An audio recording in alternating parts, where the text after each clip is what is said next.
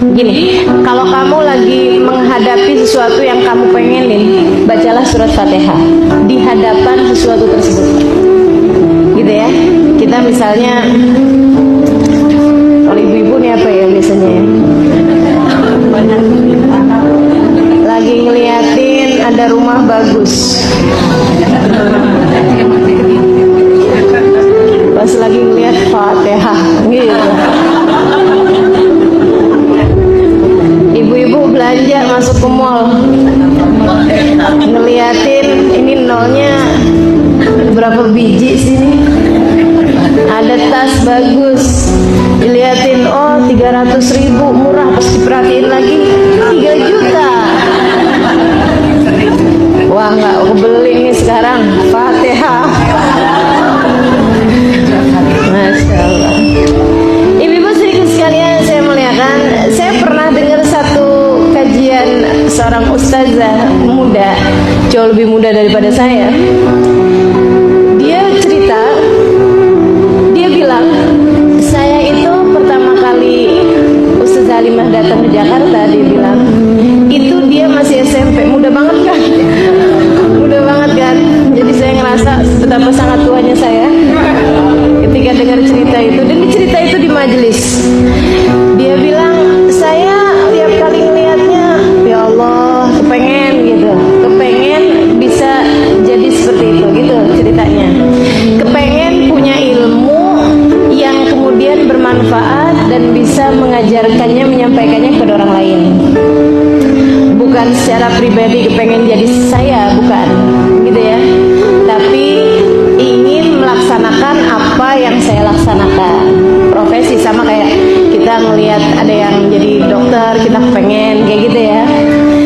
Jadi akhirnya terus dia bilang, nah saya itu pernah dengar dari ayah saya, dia bilang, kalau lagi kamu kepengenin apapun, nah itu kamu pandengin sambil baca Fatihah. Jadi dia bilang, setiap kali saya hadir majelis pas lagi hari libur, itu saya liatin Ustazah Halimah Fatihah. Pas lagi jalan gitu ya, ketemuan Ustazah Halimah Fatihah. Dia bilangnya subhanallah, dia kemudian berangkat pergi ke Hadramaut juga, kemudian dia menjadi ustazah juga, alhamdulillah. Jadi dia ngasih tahu sama orang-orang untuk banyak-banyak baca Fatihah terhadap apapun yang kita inginkan. Kita misalnya ngelihat orang, oh punya kesabaran yang masya Allah gitu ya, Fatihah gitu. Atau kalau mau lengkap, Al-Fatihah ila hadratin Nabi gitu ya. Fatihahnya kita sambungin dulu ke Nabi Muhammad, biar Nabi Muhammad juga ikut mengaminkan doa dan harapan kita. Ngelihat ada anak soleh, bener, terdidik sekali. Kita kepengen anak kita juga jadi anak yang soleh, anak kita juga menjadi anak yang terdidik, kan begitu ya? La hadratin Nabi Al-Fatihah gitu. Teman-teman sekalian, kita ngelihat ada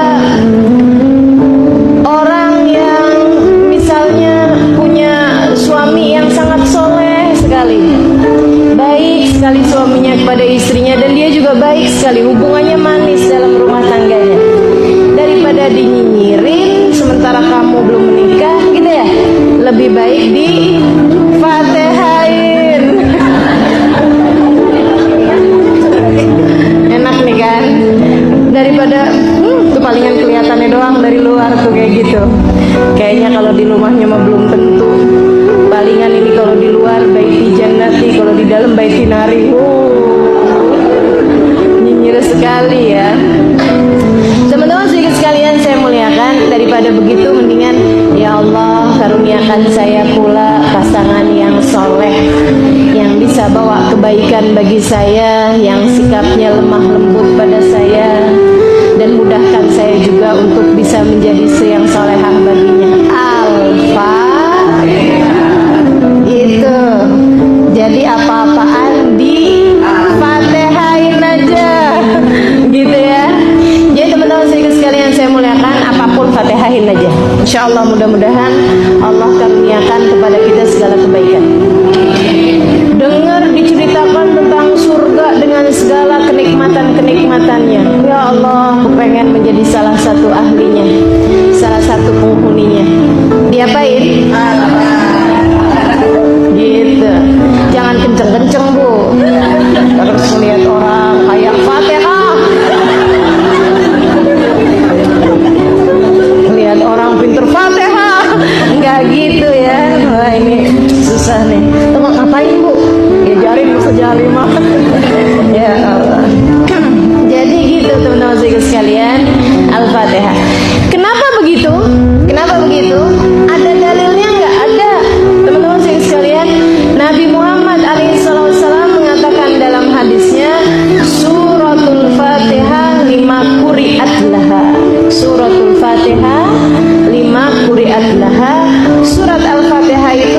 tergantung niat bacanya mau buat apa.